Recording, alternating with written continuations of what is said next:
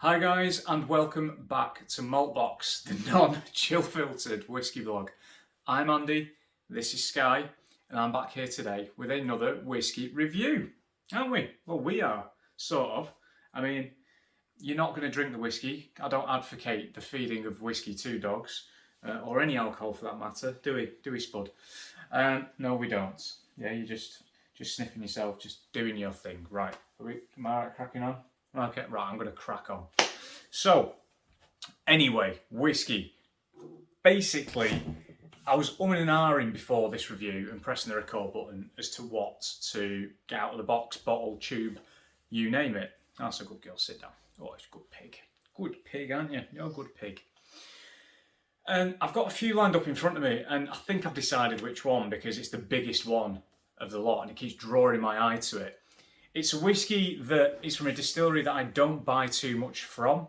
It is a whiskey that I ordinarily wouldn't spend this much money on either. It comes in a box that I think you could probably have somebody's funeral in. It's this. Yes, it's this. I don't know if you can see this huge Empire State Building-esque box coming towards you. Menacingly. It's the Glenmorangie Signet single malt Scotch whisky. And I'm going to have to hold it here, guys, because it's fucking huge. It weighs a ton and all. I mean, if you're wanting to put some muscle on, then just buy a couple of these. It's expensive, don't get me wrong, way of getting some arm strength. But, you know, I mean, you could do some reps with this quite easily. Glenmorangie Signet. Right, Glenmorangie Distillery. I won't go into too much detail about them because there are plenty of other blogs that have done that previously, but ultimately, a few snapshots. They have some of the tallest stills in Scotland, which they say gives it a lighter, fruitier flavour and their signature style. Usually, Glenmorangie prefer ex-bourbon cask maturation, which is pretty much up my street. That's what I like. One of the reasons why I don't generally buy much Glenmorangie is because I feel that I can get better value for my money in terms of presentation from other distillers. I also find that I have to be in the right mood for their profile, their flavour profile. A bit like what I said there about their tall stills, lending it to a very light, fruity, floral kind of flavour. It's a light whiskey. It's very easy drinking.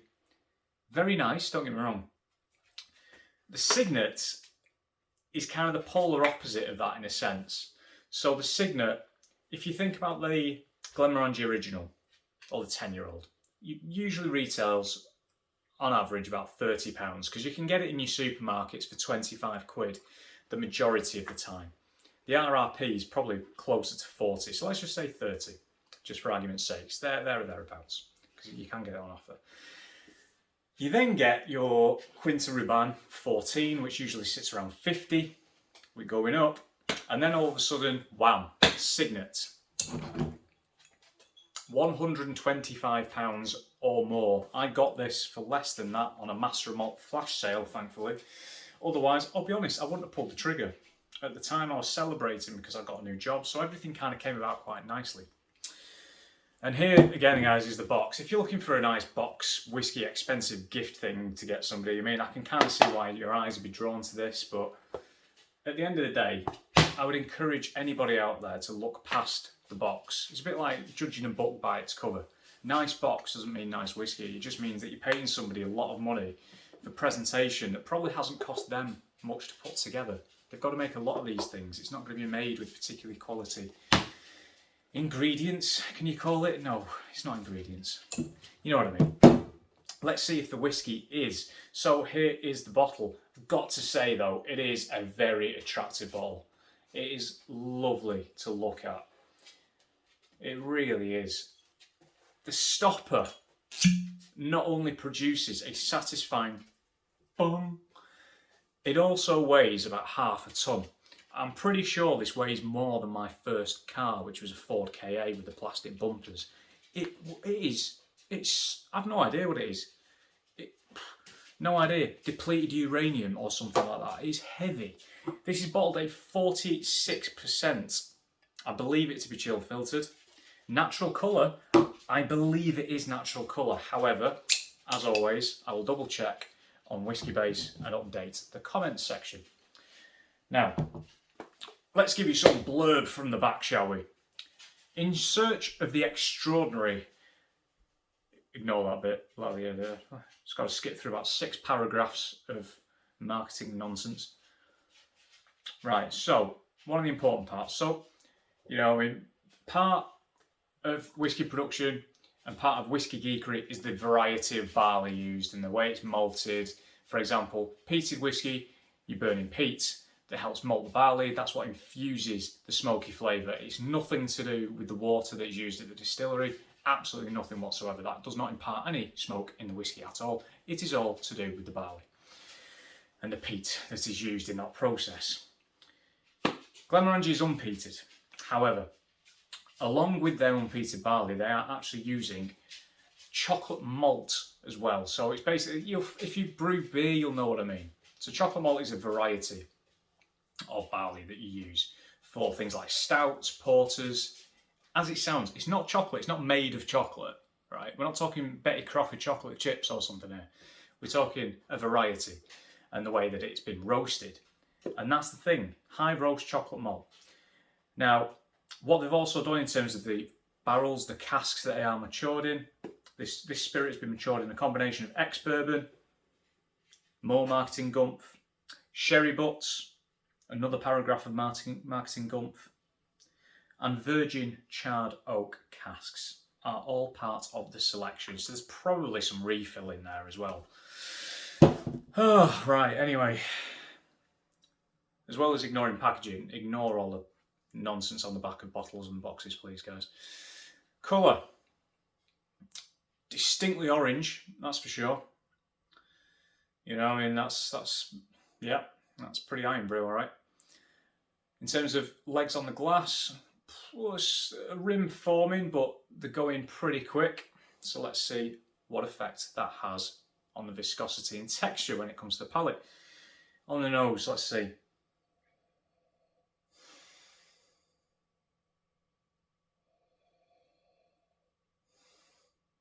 Quite soft. There's a little bit of spice in there. There's a little bit of milky coffee. That smell that you walk into the coffee shop, you can kind of smell the coffee beans getting ground down.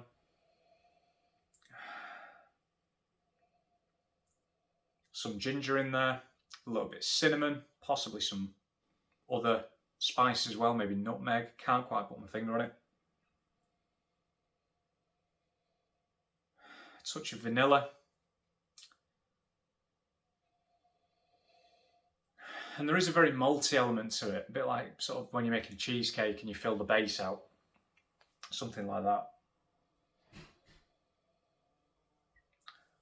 I think the resounding thing for me is quite sweet.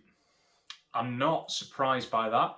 It's a deeper sweetness, however, than what I'm used to from Glenmorangie malts. It is already richer, eminently richer. It is heavier. It does feel quite, I'm not going to say intense. I can't quite find the word for it.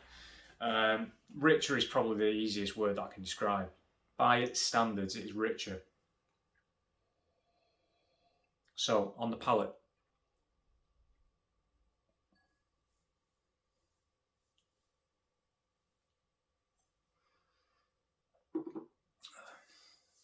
Sorry guys, there's a fly flying around. So, yeah, okay. Texture, a bit disappointing. However, there is a little bit of oiliness to it. Not too much, just a little bit. In terms of flavour, very, very nice. It is very nice, to be fair. Very approachable, is what I would say. Is it blowing my socks off? No. But as I'm talking, I'm enjoying it more and more. I'll tell you why in a minute. So initially, big hit of pepper. You've got some nice ginger note in there again, probably candied ginger, you know, those sweet, you get the little cubes. We've then got some more biscuity note, as I said before. You've got your cheesecake base. Imagine that's all been put in now. You've got the melted butter in there as well. You compacted it down. And you think, do you know what? I'm not going to make a cheesecake. I'm just going to get a spoon and pig out on this base. Imagine eating the cheesecake base with the warm butter on it. That. You've then got, as time goes on, you've got this lovely coffee note. I've already mentioned from the nose there's coffee. In some of the marketing gumph on the back of this casket, it mentions espresso intensity and stuff. Now, I drink at least 3 double espressos a day. I've got a full-on espresso machine because I cannot deal without my coffee. I'll admit I'm addicted to caffeine, but I love it. Does this smack me in the face like that first hit of double espresso in the morning? No, it doesn't. However, there is coffee in there for me, absolutely. Think flat white with oat milk. You've got that sweetness in there from the oat milk. I always use that oat milk as a sort of lactose-free reference because I just don't really drink milk or anything like that. I have oat milk. But it's still very rich. It's got sweetness to it that normal milk doesn't have, but you still got that coffee note in there as well. You've got some chocolate in there as well as time goes on. We're kind of getting into cappuccino territory, come to think of it. But think nice dark chocolate, very sort of high cacao content. Really nice, dark, rich, bitter chocolate. Becomes sweeter over time. We've got some treacle in there, black treacle. For the guys over there in the United States, you might not know what that is. You might have heard of Lion's Golden Syrup. Now imagine that, but they do something. It's basically, well, it's treacle, it's black. But over here in the UK for Bonfire Night, which is the 5th of November, where it's a bit like the 4th of July, but probably not as wild. You know, we just let some fireworks off and celebrate something that didn't happen about 500 years ago.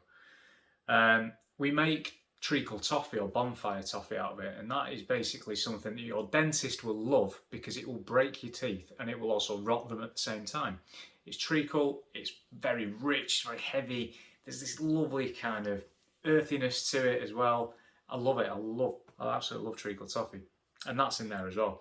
Finish as it goes on, it's sweeter, it's softer. That coffee comes back in. It's a lovely whiskey. It is a lovely whiskey.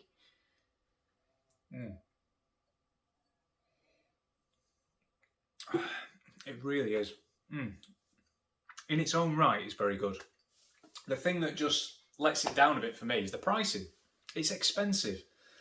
It is, for what it is, it's still expensive. I'm enjoying this, but I paid a lot of money for this. Does this give me as much enjoyment as 2 bottles for 60 quid? It'd be close. Let's put it that way. It would be close, and at least then you might get some variety between the 2 bottles that you pick up. But I've got to hand it to Glenmorangie.